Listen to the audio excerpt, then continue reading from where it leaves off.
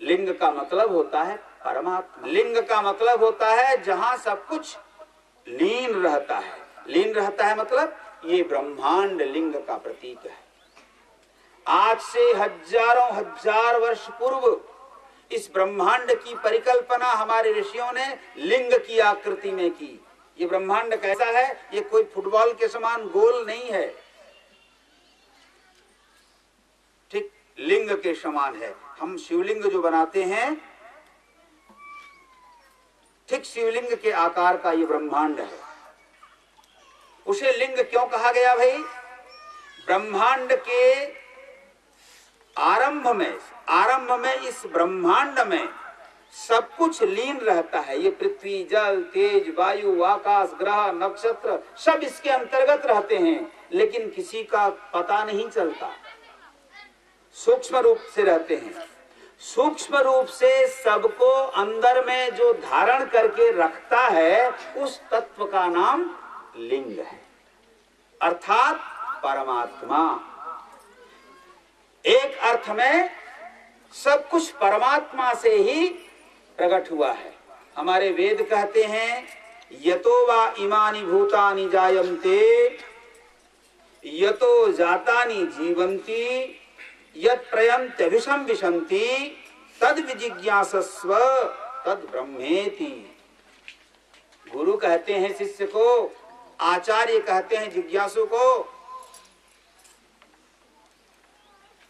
कि हे वत्स, तुम जानना चाहते हो उस सत्य को, उस ब्रह्म को।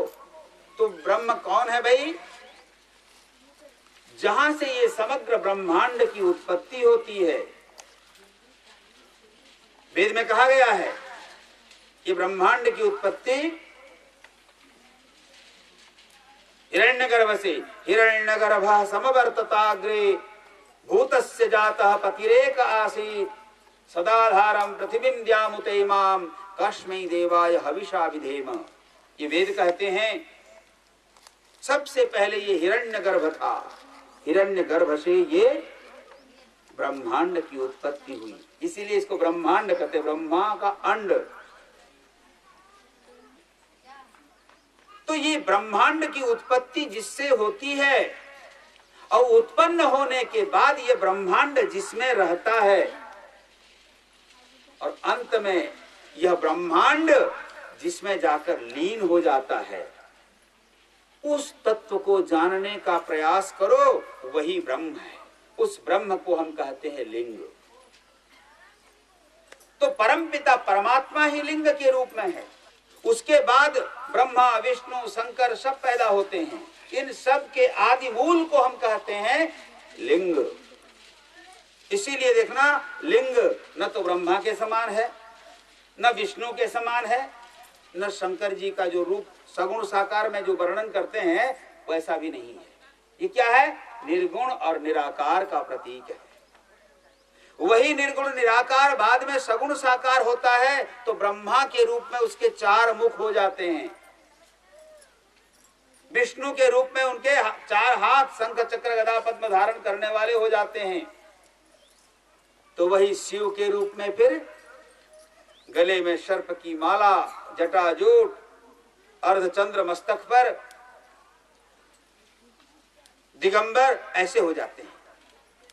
वही परमपिता परमात्मा निर्गुण निराकार जब सगुण साकार के रूप में आता है, तो वही सृष्टिकर्ता ब्रह्मा, पालन करता विष्णु और संहार करता रुद्र कहलाता है।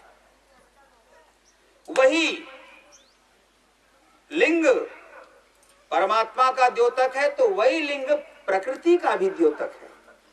प्रकृति को भी लिंग कहते हैं। देखो, प्रकृति को लिंग क्यों कहते हैं? प्रकृति से ही हम सब जन्म लेते हैं और अंत में प्रकृति में ही हम सब मिल जाते हैं, है ना। पृथ्वी, जल, तेज, वायु हमें जो मिला है, ये प्रकृति में ही लीन हो जाता है। तो परमात्मा भी लिंग है, प्रकृति भी लिंग है, ये ब्रह्मांड भी लिंग है।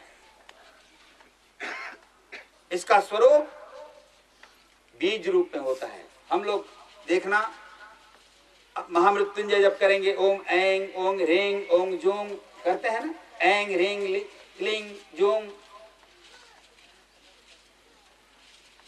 बीज मंत्रों का स्वरूप भी बीजात्मक होता है। लिंग इस ब्रह्मांड का बीज है। जैसे बीज का गुण धर्म क्या होता है? जैसे ये बट वृक्ष सिद्ध बट को आप देख रहे हैं, इसमें फल लगते हैं। एक बीज को हम उठा लेंगे, उस बीज के अंदर में हम देख नहीं पाते, मगर उसमें पत्ते भी हैं, वृक्ष भी है, पत्ता भी है, फल भी है, सब कुछ होता है जैसे बीज के अंदर में। बीज भी लिंग है, अर्थात उसी में सब लीन है। पत्ता उसके अंदर है सूक्ष्म रूप में, फल उसके अंदर है सूक्ष्म रूप में, वृक्ष उसके अंदर है सूक्ष्म रूप में। तो सब कुछ सूक्ष्म रूप में जो अपने अंदर में समेट ले, उस तत्व का नाम लिंग है। आज हम उस लिंग की आराधना करते हैं और उसका नाम रखते हैं शिव। शिव अर्थात जो कल्याण करते हैं। एकमात्र भगवान शंकर ऐसे देवता हैं जो खुद तो शिव वेश में नहीं रहते। अशिव वेश शिव धाम कृपाला, मानस में, रामचरितमानस में शंकर जी को कहा गया अशिव वेश। उनका वेश अशिव है, कहीं से भी सुंदर नहीं लगते, कहीं से भी शुद्ध चीजें नहीं पहनते, रखते नहीं, रहते नहीं शुद्ध जगह पर। हम सब डरते हैं स्मशान को, मगर रहते हैं स्मशान में। स्मशान को हम सब अपवित्र मानते हैं, जबकि सबसे पवित्र जगह स्मशान है। स्मशान सबको पवित्र करता है, लेकिन हम स्मशान जाते हैं तो घर आएंगे तो कपड़ा बदलते हैं, जनेऊ बदलते हैं, अपवित्र मानते हैं ना।